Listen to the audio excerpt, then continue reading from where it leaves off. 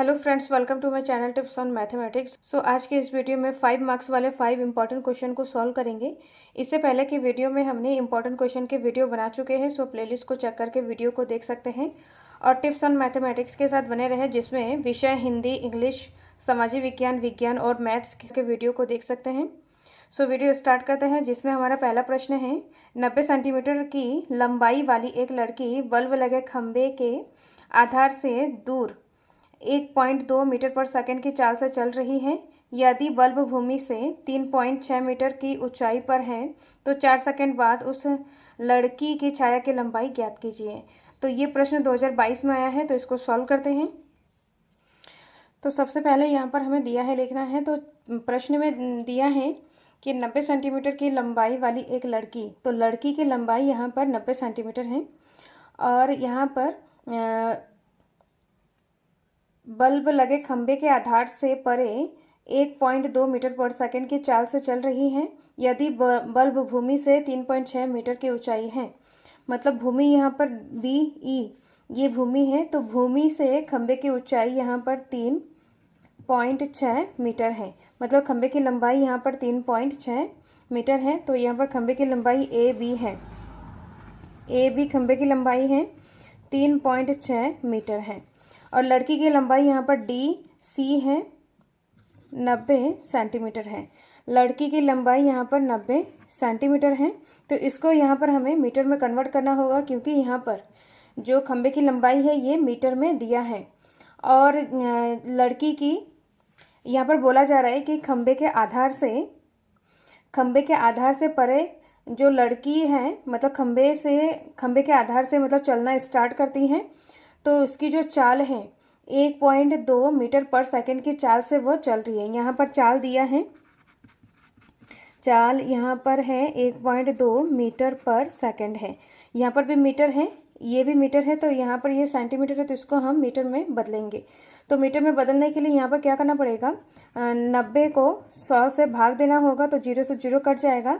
यहाँ पर 9/10 है, इसको जब हम भाग देंगे तो यहाँ पर आ जाएगा 0.9 मीटर। तो यहाँ पर 0.9 मीटर लड़की की लंबाई है, तो लड़की की लंबाई यहाँ पर हो जाएगा 0.9 मीटर।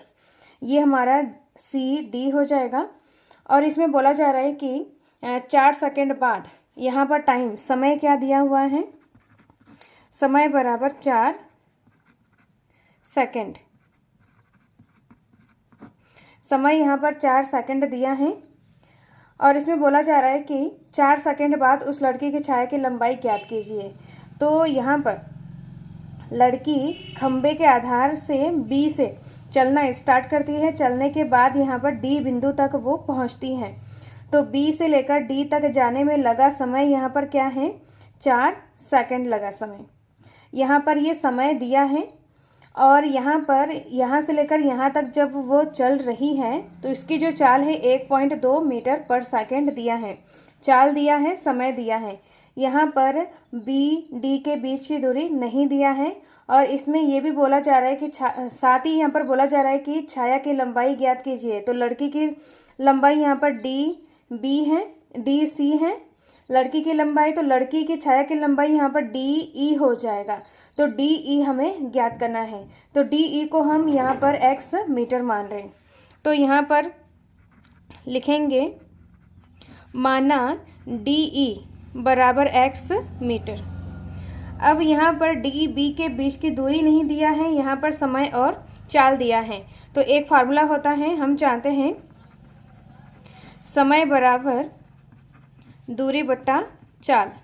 तो यहाँ पर समय और चाल दिया है, दूरी हमें निकालना है। तो इस फार्मूले के मदद से इस फार्मूले को हमें यहाँ पर याद करना होगा। तो इस फार्मूले के मदद से यहाँ पर हो जाएगा दूरी बराबर समय गुणा चाल हो जाएगा। इस तरीके से हो जाएगा, समय और चाल को गुणा कर देंगे तो ये दूरी निकल जाएगा। तो दूरी हमें कौन सा निकालना है, डी बी के बीच की दूरी हमें निकालना है, क्योंकि डी बी के बीच की दूरी मतलब डी और बी तक जाने में डी बी के बीच की चाल यहाँ पर दिया है और समय यहाँ पर दिया है डी बी के बीच की दूरी। तो डी बी के बीच की दूरी हम निकालेंगे तो डी बी बराबर हो जाएगा, दूरी में समय यहाँ पर है 4 सेकंड गुणा चाल है यहाँ पर 1.2 मीटर पर सेकंड। अब इन दोनों को हमें गुणा करना है, तो डी बी DB बराबर 12 चौको 48 4.8, इस तरीके से 12 चौको 48 मीटर हो जाएगा। तो यहाँ पर DB के बीच की दूरी 4.8 मीटर है। यहाँ से लेकर यहाँ तक के बीच की दूरी 4.8 मीटर है। अब हमें x का मान निकालना होगा।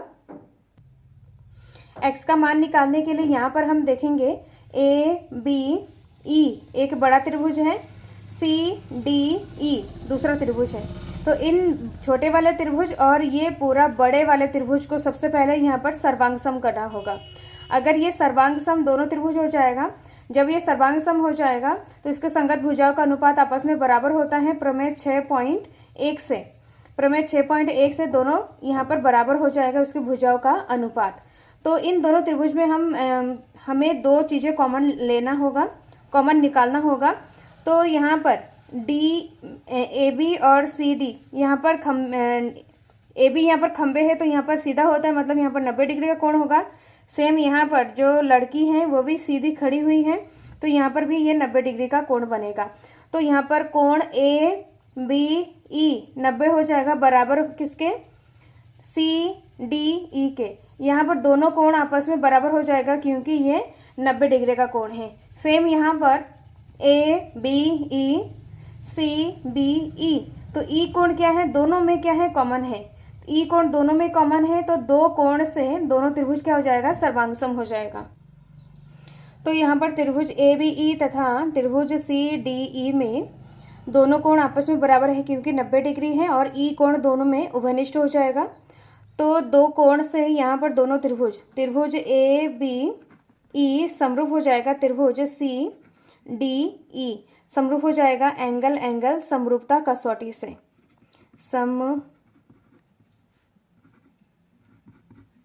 समरूपता कसौटी से एंगल समरूपता कसौटी से यहाँ पर दोनों त्रिभुज समरूप हो जाएगा। जब ये समरूप है तो इनके संगत भुजाओं का अनुपात आपस में बराबर हो जाएगा। प्रमेय 6.1 से यहाँ पर लिखना है कि जब दोनों त्रिभुज हमारा समरूप है तो उनके संगत भुजाओं का अनुपात आपस में बराबर हो जाएगा। तो यहाँ पर हम लिखेंगे कि AB बट्टा CD हो जाएगा। अभी चित्र से समझेंगे इसको। फिर यहाँ पर निकालना है, भुजा निकालना है आधार वाला, तो यहाँ पर BE बट्टा हो जाएगा DE।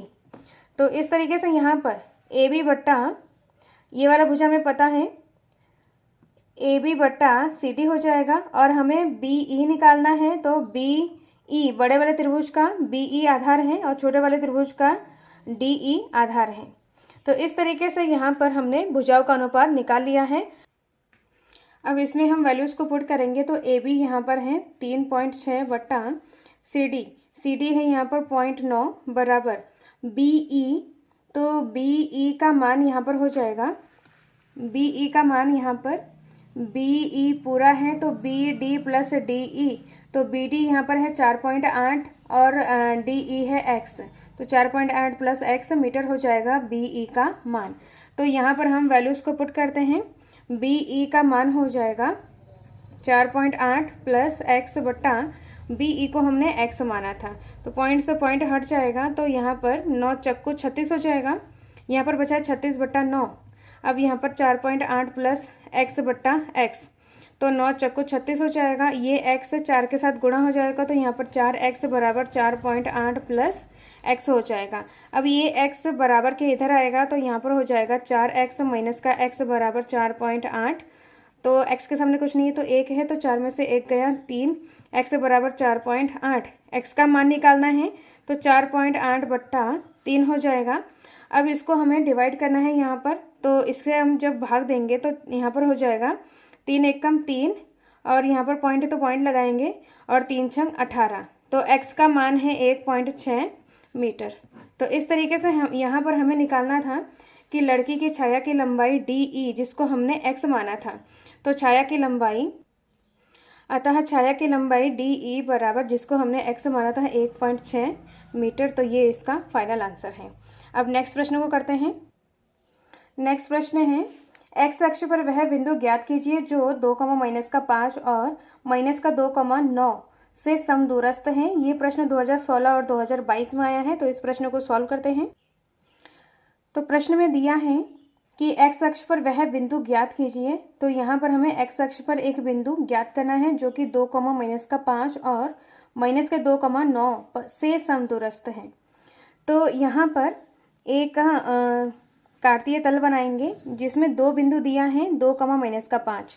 एक्स अक्ष में प्लस है और वाई अक्ष में माइनस है। तो यहाँ पर 2, -5 इस अक्ष में आ जाएगा। तो यहाँ पर एक्स अक्ष में 2 बिंदु हैं और वाई अक्ष में 5 है। तो 1, 2, 3, 4 और यहाँ पर 5, मतलब ये जो बिंदु है इधर कहीं आ जाएगा। 2, -5। सेम यहाँ पर -2, 9। तो एक्स अक्ष में माइनस हो जाएगा और वाई अक्ष में प्लस हो जाएगा, मतलब इस अक्ष में हो जाएगा। तो यहाँ पर 1, 2, तो यहाँ पर -2 और यहाँ 9 आ जाएगा। वाई अक्ष में 9, 1, 2, 3, 4, 5, 6, 7, 8, 9 इस तरीके से जाएगा। तो यहाँ पर जो बिंदु है इधर कहीं आ जाएगा।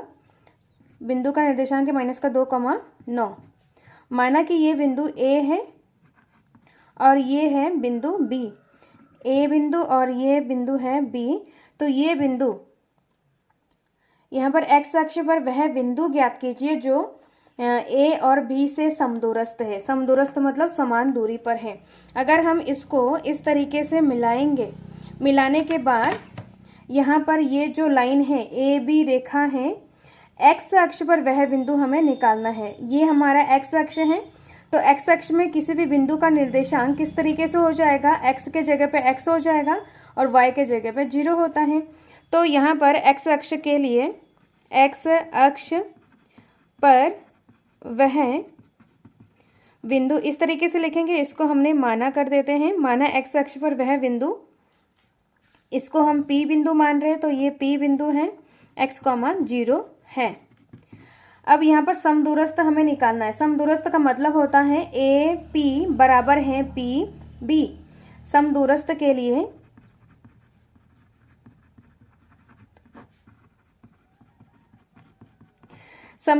लिए क्या हो जाएगा, यहाँ पर ए पी बराबर हो जाएगा पी बी। समदूरस्थ मतलब समान दूरी के लिए। तो ए पी बराबर हो जाएगा पी बी। तो सबसे पहले यहाँ पर ए पी के बीच की दूरी निकालना है, फिर यहाँ पर पी बी के बीच की दूरी निकालना है। तो दूरी सूत्र का यहाँ पर यूज होगा। तो दूरी सूत्र लिखेंगे। यहाँ पर दूरी सूत्र का फार्मूला होता है x2 - x1 का whole square plus y2 - y1 का होल स्क्वायर। इस तरीके से है। अब यहाँ पर ए बी के बीच की दूरी निकालेंगे। सबसे पहले ए पी के बीच की दूरी। तो ए पी के बीच की दूरी रूट x2 - x1 का होल स्क्वायर। तो ये हमारा x1 y1 x2 y2। x2 - x1 का होल स्क्वायर। तो x2 यहाँ पर x है, माइनस x1 है, माइनस का 2 का whole square plus y2 - y1 का होल स्क्वायर। तो ये हमारा x1 है, ये y1 है। इसमें निकालना है y2 - y1 का होल स्क्वायर। y2 यहाँ पर 0 है, माइनस y1 है 9 का होल स्क्वायर। अब हो जाएगा यहाँ पर x माइनस माइनस प्लस हो जाएगा का होल स्क्वायर प्लस 9 -9 का होल स्क्वायर। यहाँ पर 0 है तो -9 का होल स्क्वायर 9 9 81 हो जाएगा। माइनस का स्क्वायर यहाँ पर प्लस हो जाएगा। अब a प्लस बी का होल स्क्वायर का फार्मूला यहाँ पर यूज होना है। तो a प्लस बी का whole square equal to a square plus B square plus 2ab। तो यहाँ पर हो जाएगा रूट x स्क्वायर प्लस 2 का स्क्वायर 4 प्लस 2ab, मतलब 2 से इसको गुणा करना है, 2 दूनी 4 x हो जाएगा प्लस का 81। अब यहाँ पर हो जाएगा, इसको और थोड़ा सॉल्व करते हैं। ए पी बराबर हो जाएगा रूट एक्स स्क्वायर, फिर यहाँ पर है प्लस का 4x, फिर इसको और इसको हमें क्या करना है, प्लस करना है। तो यहाँ पर हो जाएगा 85। तो इसको हम समीकरण 1 मानते हैं। अब नेक्स्ट है यहाँ पर पी बी के बीच की दूरी हम निकालेंगे। तो पी बी के बीच की दूरी हो जाएगा रूट x2 - x1 का होल स्क्वायर। तो x2 यहाँ पर x2 है x माइनस x1 है 2, x2 - x1 का होल स्क्वायर प्लस y2 है 0, माइनस का y1 है यहाँ पर माइनस का 5 का होल स्क्वायर। अब यहाँ पर रूट लगाएंगे। तो यहाँ पर a माइनस बी का होल स्क्वायर है। तो a square plus B square मतलब 4 2 दूनी 4 माइनस 2ab। तो माइनस 2ab तो 2 दूनी 4 और x हो जाएगा 4x plus minus minus plus हो जाएगा और यहाँ पर 5 का स्क्वायर यहाँ पर 25 हो जाएगा। फिर से यहाँ पर रूट, तो इसको सही ढंग से लिखेंगे, एक्स स्क्वायर हो जाएगा माइनस का 4x हो जाएगा। इन दोनों को हम क्या करेंगे, प्लस करेंगे, तो प्लस करने के बाद यहाँ पर हो जाएगा 5 और 4 9, तो यहाँ पर 29 हो जाएगा। तो पी बी के बीच की दूरी इस तरीके से है, जो कि हमारा समीकरण नंबर दूसरा है। अब यहाँ पर ए पी बराबर पी बी, इसको हम समीकरण ए मानते हैं, तो इसकी जगह पे हम वैल्यूज़ को पुट करेंगे ए पी बराबर पी बी। तो यहाँ पर लिखेंगे हम समीकरण ए में 1 और 2 का मान रखने पर, तो समीकरण ए यहाँ पर ए पी बराबर पी वी है, तो समीकरण 1 और 2 का मान यहाँ पर रखेंगे, तो यहाँ पर हो जाएगा root X square plus 4x plus का 85 बराबर हो जाएगा रूट एक्स स्क्वायर, यहाँ पर रूट नहीं आएगा, यहाँ तक होगा रूट एक्स स्क्वायर माइनस का 4x प्लस का 29। रूट से रूट कैंसिल हो जाएगा, तो यहाँ पर बचा है एक्स स्क्वायर प्लस का 4x प्लस का 85 बराबर यहाँ पर एक्स स्क्वायर माइनस का 4x प्लस का 29। यहाँ पर हमें यहाँ पर लिखना है दोनों और वर्ग करने पर, तो वर्ग करने से दोनों साइड का हमारा रूट हट जाएगा। यहाँ पर ये लाइन लिखना है, फिर यहाँ पर इस लाइन को लिखना है। अब दोनों तरफ है, या एक्स स्क्वायर है, ये एक्स स्क्वायर प्लस में है, दो सेम साइन है, तो ये कट हो जाएगा। अब यहाँ पर है माइनस का 4, तो इक्वल के इधर आएगा तो प्लस का 4 हो जाएगा। तो यहाँ पर प्लस का 4 पहले से है और ये माइनस का 4 इक्वल के इधर आएगा तो प्लस का 4 हो जाएगा। अब यहाँ पर हो जाएगा 29 और माइनस का 85 इक्वल के इधर आएगा तो माइनस का 85 हो जाएगा। 8 और 4 और 4 8 एक्स हो जाएगा। इनको हमें माइनस करना है, तो माइनस करने के बाद यहाँ पर आ जाएगा 4 हो जाएगा और यहाँ पर 7 में से 2 गया 5, इस तरीके से आ जाएगा। तो यहाँ पर इनको माइनस करेंगे तो यहाँ पर 56 आ जाएगा और बड़े संख्या के सामने माइनस, तो यहाँ पर माइनस आ जाएगा। तो x का मान आ जाएगा यहाँ पर माइनस का 56 और 8 इक्वल के इधर आएगा तो बटे में आ जाएगा क्योंकि ये गुणे में है। तो 8 7 56, तो x का मान आ जाएगा माइनस का 7। तो इस तरीके से यहाँ पर जो P बिंदु का जो x बिंदु है, x बिंदु का निर्देशांक माइनस का 7 आ गया है। तो इसमें बोला जा रहा है कि x अक्ष पर वह बिंदु ज्ञात कीजिए। तो यहाँ पर x अक्ष पर बिंदु, अतः x अक्ष पर बिंदु जिसको हमने P माना था, तो P बिंदु का निर्देशांक यहाँ पर x, 0 था, तो x का मान माइनस का 7 आया है और यहाँ पर 0, तो x अक्ष पर वह बिंदु का निर्देशांक माइनस का 7, 0 है। तो इस तरीके से इसका आंसर लिखना है, तो ये इसका फाइनल आंसर है। अब नेक्स्ट प्रश्न को करते हैं। नेक्स्ट प्रश्न है साइन ए प्लस कॉसिक ए का whole square plus cos A plus sec A का होल स्क्वायर बराबर 7 प्लस टेन स्क्वायर ए प्लस कॉट स्क्वायर ए, इसको हमें सिद्ध करना है। तो इस प्रश्न को हमने पहले के वीडियो में सिद्ध करवा चुके हैं। इस तरीके से हम इसको सॉल्व करेंगे। तो यहाँ पर दिया है, प्रश्न में इस तरीके से दिया है, बाएं पक्ष को सॉल्व करके दाएं पक्ष हमें लाना होगा। तो बाएं पक्ष को सबसे पहले हमें उतारना है। तो इसको हम देखेंगे, यहाँ पर साइन और कोसेक के पदों में है, कॉस और सेक के पदों में है और इसमें होल स्क्वायर लगा हुआ है। तो सबसे पहले यहाँ पर हमें होल स्क्वायर को खोलना होगा। तो a प्लस बी का whole square equal to A square plus B square plus 2ab। तो यहाँ पर a यहाँ पर साइन a है और b यहाँ पर कोसेक a है। तो sine square a plus cosec square a plus 2 sine a cosec a, फिर यहाँ पर प्लस लगाना है, फिर cos A plus sec A का होल स्क्वायर, तो कॉस ए का स्क्वायर प्लस सेक ए का square plus 2 cos A sec ए।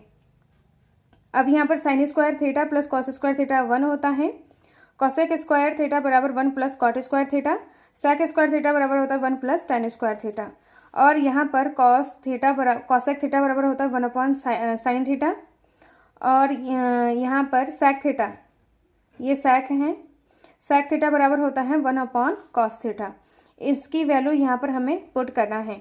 तो यहाँ पर sine square theta plus cos square theta, इसको हमें एक जगह पर लिखना है एक साथ। तो यहाँ पर हो जाएगा sign square theta plus cos square theta, इसको हमें इसका मान जो होता है 1 के इक्वल होता है, तो इसके जगह पे यहाँ पर 1 लिखा है। नेक्स्ट यहाँ पर कॉसेक स्क्वायर के थीटा के जगह पे कॉसेक स्क्वायर ए के जगह पे लिखना है 1 प्लस कॉट स्क्वायर ए, ऐसे लिखा है। फिर 2 साइन ए और कॉसेक ए है, तो 2 साइन ए ऐसे ही लिखना है और कॉसेक ए के जगह पे 1 अपॉन साइन ए, इस तरीके से लिखना है। नेक्स्ट यहाँ पर है सेक स्क्वायर ए। सेक स्क्वायर ए तो सेक स्क्वायर थीटा होता है 1 + tan स्क्वायर थीटा ए। फिर यहाँ पर लिखना है +2 कॉस ए, और सेक ए के जगह पर लिखना है 1/cos ए। तो कॉस से कॉस कटा, साइन से साइन कटा, तो यहाँ पर बचा है 2 और यहाँ पर भी 2 बचा हुआ है। सबसे पहले यहाँ पर जो संख्याएं बचा हुआ है उसको हम एक तरफ लिखेंगे। तो यहाँ पर 1 है, यहाँ पर 1, फिर नेक्स्ट यहाँ पर 1 है, फिर यहाँ पर 2 है और यहाँ पर 2 है। तो पहले संख्याओं को हमने लिख लिया है। फिर जो बचा हुआ है कॉट स्क्वायर ए प्लस tan स्क्वायर ए, इस तरीके से बचा हुआ है। अब इन संख्याओं को हम जोड़ेंगे तो यहाँ पर आ जाएगा 7 प्लस कॉट स्क्वायर ए प्लस tan स्क्वायर ए, जिसको हमें शुद्ध करना था। तो ये हमारा दाएं पक्ष के बराबर है, तो ये इसका फाइनल आंसर है। नेक्स्ट प्रश्न है 2023 में आया है। एक खिलौने त्रिज्या 3.5 सेंटीमीटर वाले एक शंकु के आकार का है जो उसी त्रिज्या वाले एक अर्धगोले पर अध्यारोपित है। इस खिलौने की संपूर्ण ऊंचाई 15.5 सेंटीमीटर है। इस खिलौने के संपूर्ण पृष्ठ क्षेत्रफल व आयतन ज्ञात कीजिए। तो यहाँ पर हमें इस खिलौने के संपूर्ण पृष्ठ क्षेत्रफल ज्ञात कीजिए। तो इसको हम सॉल्व करते हैं। तो इस तरीके से हमने चित्र बना लिया है, जिसमें बोला जा रहा है कि एक खिलौना 3.5 सेंटीमीटर वाले एक शंकु के आकार का है जो कि अर्धगोले पर अध्यारोपित है। तो इस तरीके से ये 3.5 सेंटीमीटर का एक अर्धगोला है। उसकी त्रिज्या 3.5 सेंटीमीटर है। एक अर्धगोले के ऊपर एक इस तरीके से शंकु अध्यारोपित है। तो यहाँ पर जो शंकु की त्रिज्या है 3.5, सेम यहाँ पर अर्धगोले की त्रिज्या 3.5 हो जाएगा, क्योंकि इनको एक के ऊपर एक रखा गया है और प्रश्न में दिया है कि उसी त्रिज्या वाले दोनों का त्रिज्या यहाँ पर 3.5 सेंटीमीटर है और संपूर्ण खिलौने की ऊंचाई यहाँ पर 15.5 सेंटीमीटर है। अब यहाँ पर सबसे पहले यहाँ पर लिखेंगे कि अर्धगोले की त्रिज्या r 3.5 सेंटीमीटर है, शंकु की त्रिज्या 3.5 सेंटीमीटर है। दोनों की त्रिज्या यहाँ पर बराबर है। अब शंकु की ऊंचाई निकालेंगे तो यहाँ पर हम देखेंगे कि अर्धगोले की ऊंचाई अर्धगोले की त्रिज्या के बराबर है। ये अर्धगोले की त्रिज्या है तो 3.5, इस पूरे में से 3.5 हम माइनस कर देंगे तो यहाँ पर शंकु की ऊंचाई निकल जाएगा। तो 15.5 में से 3.5 को माइनस करेंगे तो यहाँ पर 12 सेंटीमीटर आ जाएगा। तो शंकु की ऊंचाई h यहाँ पर 15.5 माइनस 3.5 बराबर 12 सेंटीमीटर हो जाएगा। अब शंकु की हमें त्रिज्या की ऊंचाई निकालेंगे तो त्रिज्या की ऊंचाई का फार्मूला होता है √r² प्लस h²। r का मान यहाँ पर 3.5 का स्क्वायर प्लस h का मान है 12 का स्क्वायर। 3.5 का स्क्वायर यहाँ पर 12.25 प्लस 12 का स्क्वायर यहाँ पर 144। इनको जोड़ेंगे तो यहाँ पर आ जाएगा 156.25। यहाँ पर ये रूट में है तो रूट से हम इसको सॉल्व करेंगे तो यहाँ पर 12.5 सेंटीमीटर आ जाएगा इसकी तिर्यक ऊंचाई। अब यहाँ पर बोला जा रहा है कि जो खिलौने हैं इसका संपूर्ण पृष्ठ क्षेत्रफल निकालना है। तो पृष्ठ क्षेत्रफल निकालेंगे तो यहाँ पर गोले को देखा जाए जिस हिस्से को हम छू सकते हैं, मतलब यहाँ पर इसको एक दूसरे के ऊपर रखा गया है, शंकु और अर्धगोले को एक दूसरे के ऊपर रखा गया है। तो बाहर से देखा जाए तो ये अर्धगोले का क्या है, वक्र है। तो यहाँ पर अर्धगोले का वक्र पृष्ठ क्षेत्रफल प्लस ऊपर से देखा जाए तो ऊपर का ये जो हिस्सा है ये पूरा गोल हिस्सा है, मतलब वक्र वाला हिस्सा है। तो शंकु का वक्र पृष्ठ क्षेत्रफल आ जाएगा। अब इसमें वैल्यूज को पुट करेंगे तो अर्धगोले का वक्र पृष्ठ क्षेत्रफल 2πr² प्लस शंकु का वक्र पृष्ठ क्षेत्रफल 2πrl। पाई आर दोनों में है तो कॉमन लेंगे तो यहाँ पर बचा है 2r प्लस l। अब यहाँ पर पाई का मान 22/7 और r का मान है 3.5 और यहाँ पर 2 गुणा 3.5 प्लस l है यहाँ पर 12.5। 7 से इसको हम 7 पंजे 35 आ जाएगा यहाँ पर, और पॉइंट से यहाँ पर इसको पॉइंट हटाएंगे तो यहाँ पर 10 आ जाएगा। पॉइंट हटाने के बाद यहाँ पर 10 आ जाएगा और 7 एकम 7, 7 पंजे 35 और यहाँ पर 5 बचा है तो 5 दूनी 10। यहाँ पर 5 से इसको सॉल्व करेंगे तो यहाँ पर हो जाएगा 5 एकम 5, 5 दूनी 10। फिर ये 2 से इसको सॉल्व करेंगे तो यहाँ पर आ जाएगा 11। तो ऊपर संख्या बची हुई है 11 गुणा, इनको सॉल्व करेंगे तो यहाँ पर 7.0 आ जाएगा और यहाँ पर 12.5। इनको जोड़ेंगे तो यहाँ पर 19.5 और यहाँ पर 11 से गुणा करना है। तो 11 से गुणा करने के बाद यहाँ पर आ जाएगा 214.5 सेंटीमीटर स्क्वायर। तो यहाँ पर संपूर्ण खिलौने का हमें पृष्ठ क्षेत्रफल निकालना है। तो खिलौने का संपूर्ण पृष्ठ क्षेत्रफल यहाँ पर 214.5 सेंटीमीटर स्क्वायर। तो ये इसका फाइनल आंसर है। अब नेक्स्ट प्रश्न को करते हैं। नेक्स्ट प्रश्न है, एक वृत्त के बाह्यतम स्पर्श करता हुआ एक चतुर्भुज ABCD है, तो सिद्ध कीजिए कि AB प्लस CD बराबर है AD प्लस BC है। और यहाँ पर चित्र दिया हुआ है।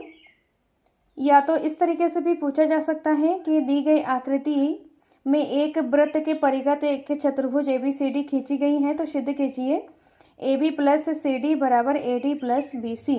तो यहाँ पर चित्र दिया हुआ है, तो उसको हमें बना लेते हैं। और ये प्रश्न 2019 में आया है, तो इसको सॉल्व करते हैं। तो इस तरीके से एक वृत्त O केंद्र का एक वृत्त है, उसके चारों ओर ABCD एक चतुर्भुज है। तो ये चतुर्भुज वृत्त को SPQR बिंदु पर स्पर्श कर रहा है।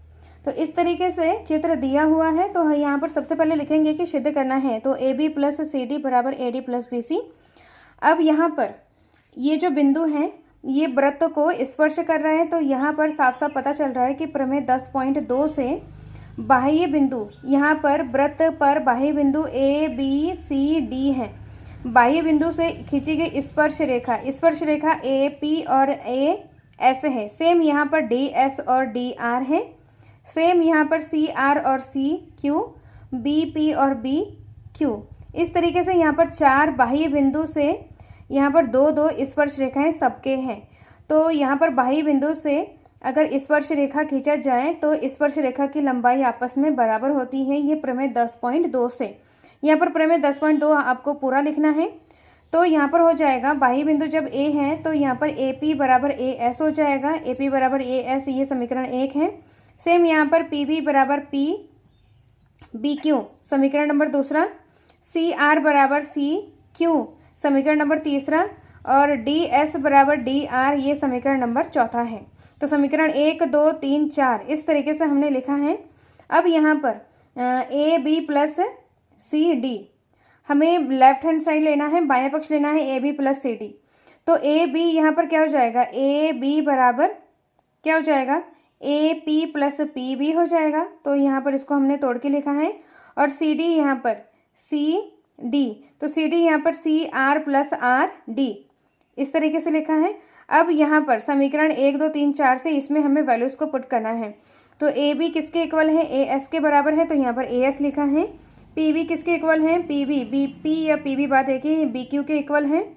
CR किसके इक्वल है, CQ के इक्वल है, यहाँ पर लिखा है। और DR यहाँ पर DS के इक्वल है, तो यहाँ पर DS लिखा है। अब यहाँ पर देखेंगे चित्र में कि AS और DS किसके इक्वल है, AS प्लस SD या DS किसके इक्वल है, AD के इक्वल है।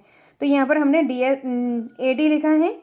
और 2 चीज़ें यहाँ पर बचा हुआ है, BQ और CQ, इस तरीके से लिखा है। तो BQ यहाँ पर देखेंगे चित्र में, BQ प्लस CQ किसके इक्वल है, BC के बराबर है। तो यहाँ पर AD प्लस BC यहाँ पर बाएं पक्ष को सॉल्व करके यहाँ पर दाएं पक्ष के इक्वल आ रहा है, जो कि हमें सिद्ध करना था। तो इस तरीके से इसको हमें सॉल्व करना है। तो ये इसका फाइनल आंसर है। अब नेक्स्ट वीडियो में हम मैथ्स से रिलेटेड इंपॉर्टेंट क्वेश्चन सॉल्व करेंगे, जो कि बोर्ड एग्जाम में रिपीटेड क्वेश्चन है। उन क्वेश्चन को हम सॉल्व करने वाले हैं। इस वीडियो को ज़्यादा से ज़्यादा शेयर करें, जिससे कि इस वीडियो का हेल्प सबको मिले। टिप्स ऑन मैथमेटिक्स के साथ बने रहे, जिसमें अध्याय 1 से लेकर अध्याय 14 तक NCERT के इंपॉर्टेंट क्वेश्चन और PYQs के वीडियो बना चुके हैं। प्लेलिस्ट को चेक करके वीडियो को देख सकते हैं। सो मिलते हैं नेक्स्ट वीडियो में। Thank you so much.